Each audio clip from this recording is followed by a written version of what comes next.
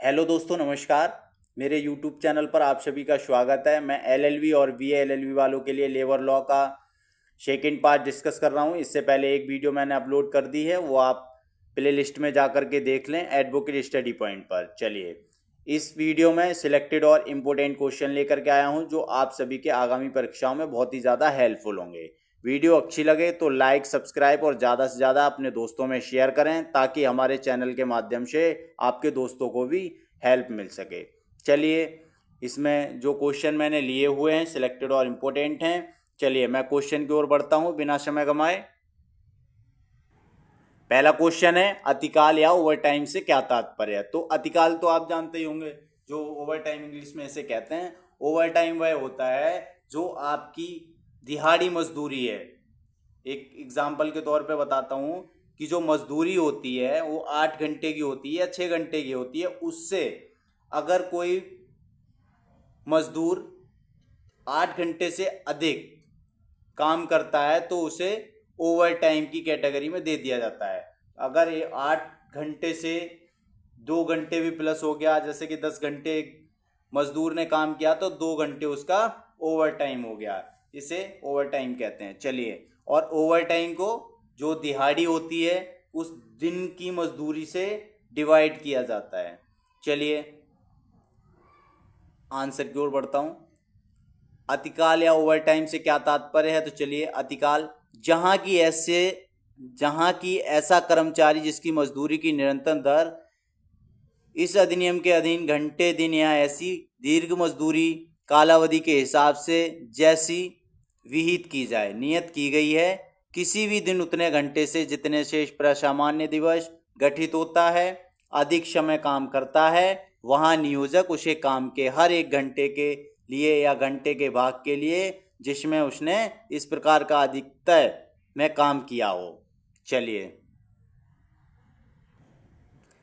इस अधिनियम में काम किया हो, इस अधिनियम के अधीन नियत की गई अतिकाल दर और समुचित सरकार की किसी तत्समय प्रवर्तित विधि के अधीन नियत की गई अतिकालिक दर में से जो भी अधिक हो उस दर पर संदाय करेगी। जैसे मैंने आपको बताया, अगर मजदूर 8 घंटे काम करके काम बचता है तो 2 घंटे और काम करता है तो उसकी मजदूरी से अधिक 2 घंटे का उसको चंदा यानी कि उसकी पेमेंट होगी। चलिए, नेक्स्ट क्वेश्चन की ओर बढ़ता हूं।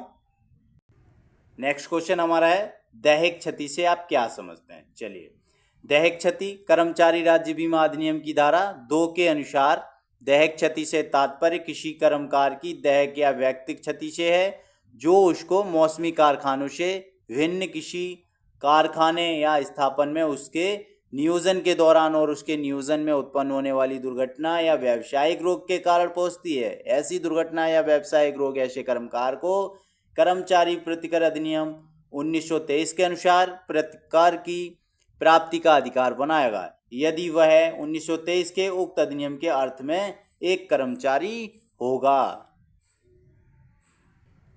नेक्स्ट क्वेश्चन की ओर बढ़ते हैं, हड़ताल कब अवैध ना होगी। चलिए, हड़ताल कब अवैध ना होगी। जो कारण हड़ताल को अवैध बनाते हैं उन्हीं के अभाव में हड़ताल वैध होगी। हड़ताल के पूर्व और पश्चात नियमों का पालन किए जाने से उसकी अवैधता का कोई प्रश्न नहीं उठेगा। हड़ताल करने का मात्र प्रस्ताव पारित करना अनुशासन भंग का कार्य नहीं होगा। चलिए, इसका फर्स्ट है का नंबर, काम पर कुछ ही कर्मकार के अनुपस्थित रहने को अवैध हड़ताल नहीं कहा जाएगा, बशर्ते वे समन्वित ढंग से ऐसा नहीं करते हैं। जैसे कि कुछ कर्मकार कहता काम पर कुछ ही कर्मकारों के अनुपस्थित रहने, जैसे कि 50 आदमी काम कर रहे हैं, जो 50 मजदूर होते हैं वो काम कर रहे हैं, उनमें से अगर 5 मजदूर काम पर नहीं आते हैं तो वह हड़ताल नहीं मानी जाएगी। या उसमें से 12 मजदूर काम पर नहीं आते हैं तो भी हड़ताल नहीं मानी जाएगी। चलिए,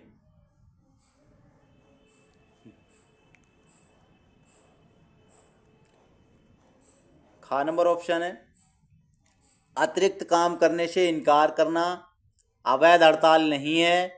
इसमें एक बात है, North Brook Jute Company Limited बनाम उनके कर्मकार AIR 1960 सू को 800 सॉरी 79 में उच्चतम न्यायालय के निर्णय से इसकी पुष्टि होती है। चलिए, गा नंबर ऑप्शन है, यदि किसी स्थापन में जो लोकोपयोगी उद्योग नहीं है हड़ताल बिना नोटिस के ही की गई है तो उसे अवैध हड़ताल नहीं कहेंगे, क्योंकि हड़ताल के लिए मजदूर कोई नोटिस जारी नहीं करते, क्योंकि उन्हें जो सुविधाएं प्रदान की गई होती हैं कंपनी के द्वारा या कारखानों के